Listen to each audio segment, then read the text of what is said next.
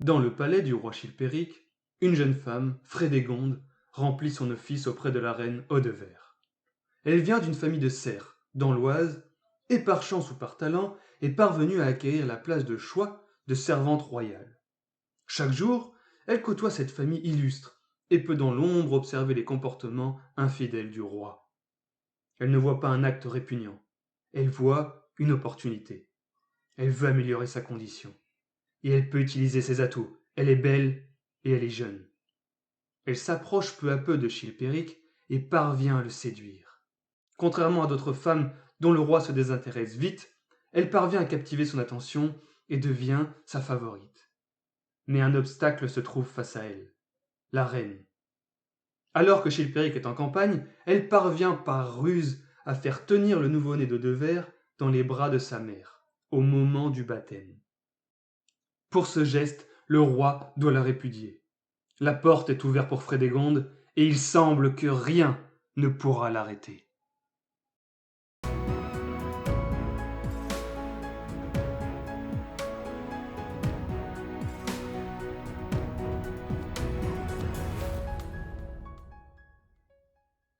Bien avant le début de la guerre civile entre Chilpéric et Sigebert, comme expliqué dans la vidéo précédente, les deux frères s'entendaient déjà super bien. Effectivement, en 562, alors que Childebert part combattre les Huns, les Avars en fait, mais pour Grégoire de Tours, tous les barbares qui viennent d'un peu trop loin à l'est sont les Huns. Chilpéric ne perd pas une seconde et s'empare des villes du Frangin, dont Reims, sa capitale. En retour, Sigebert prend la capitale de Chilpéric, Soissons.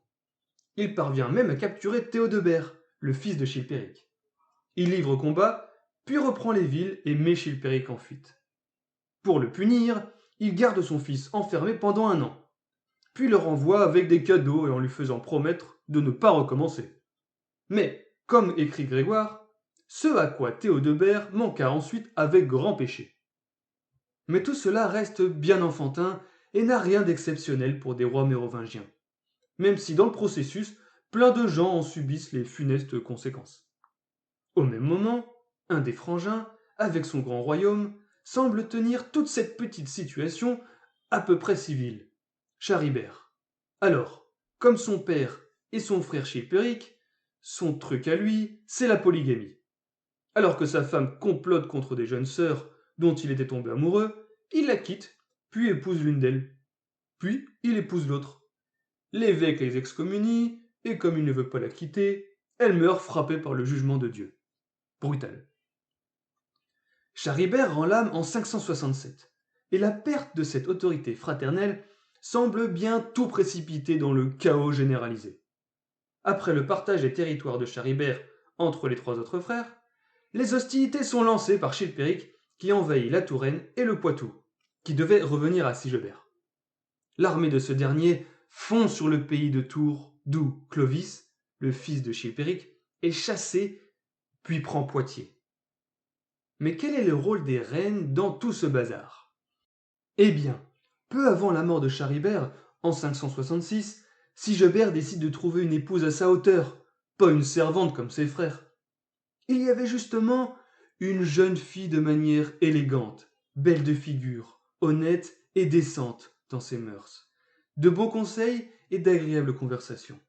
De l'autre côté des Pyrénées, Brunéo, la fille du roi wisigoth Athanagilde. Ce dernier accepte l'union et l'envoie au roi franc chargé de trésors. Il se marie et elle se convertit vite à la foi catholique. Qui est jaloux dans cette histoire? Chilpéric. Il demande donc la main de Galsuinte, la sœur de Brunéo, alors qu'il avait déjà plusieurs amantes. Le roi promet de toutes les délaisser et le mariage est célébré. Mais l'ombre ne sied guère à Frédégonde, qui convainc Chilpéric de poursuivre leur relation adultère et de maltraiter sa nouvelle épouse. En 568, Galsuinte est à bout des offenses de son mari et décide de repartir avec ses trésors. Ce à quoi Chilpéric consent, mais peu avant son départ, la reine est étranglée par un domestique et on la retrouve morte dans son lit. Grégoire écrit ensuite: le roi pleura sa mort, puis épousa Frédégonde quelques jours après. Pas du tout suspicieux. Mais est-ce que c'est bien lui le coupable? Pour Grégoire, ça ne fait aucun doute. Chilpéric l'a assassiné par ordre de sa femme. L'écrivain explique que les frères de Chilpéric le chassent de ses nouveaux territoires après avoir appris la culpabilité du couple royal. Et les accusations contre eux reviennent régulièrement dans le livre de Grégoire. Cette certitude viendra ensuite alimenter l'histoire avec un grand H pour illustrer le premier grand crime de Frédégonde. Pourtant, cette culpabilité n'est dévoilée que par Grégoire de Tours, qui s'acharne sur la reine franque tout au long de son livre, et dont ainsi l'objectivité est plus que douteuse. Cet événement propulse Frédégonde au rang de reine, ce qui montre son intérêt dans ce meurtre. Mais, au contraire, Chilpéric n'a aucun intérêt à tuer son épouse de haut rang, et ne l'aurait donc fait que pour assouvir les désirs de son amante. Mais si nous regardons de plus près, nous pouvons voir que d'autres personnages ont un intérêt dans cet assassinat. Les frères de Chilpéric, qui obtiennent ainsi une raison de le chasser de ses nouveaux territoires. Un autre argument en faveur de la culpabilité de Chilpéric et Frédégonde est le lancement de la guerre civile suite à cet incident. Effectivement, Galsuinte, la victime, est la sœur de Brunéo et il est généralement admis que, suite à son meurtre, Brunéo veut se venger et invoque la Fède royale, vendetta mérovingienne qui demande le paiement par la vie après un tel crime. Si la guerre entre Chilpéric et Sigebert éclate à ce moment, ça semble être une bonne raison. Pourtant, comme nous l'avons observé, la guerre civile avait commencé depuis bien longtemps et ne semble pas plus féroce qu'elle ne l'avait été jusque-là. Dans tous les cas, les rapports entre Frédégonde et Brunéo sont décrits comme explosifs par Grégoire de Tours. Il faut aussi noter que tout mettre sur le dos des femmes était une pratique plutôt répandue chez les auteurs du Moyen-Âge. Petite note avant de terminer. Une des filles de Charibert, qu'il a eue avec sa première femme, se marie à un type dans le Kent.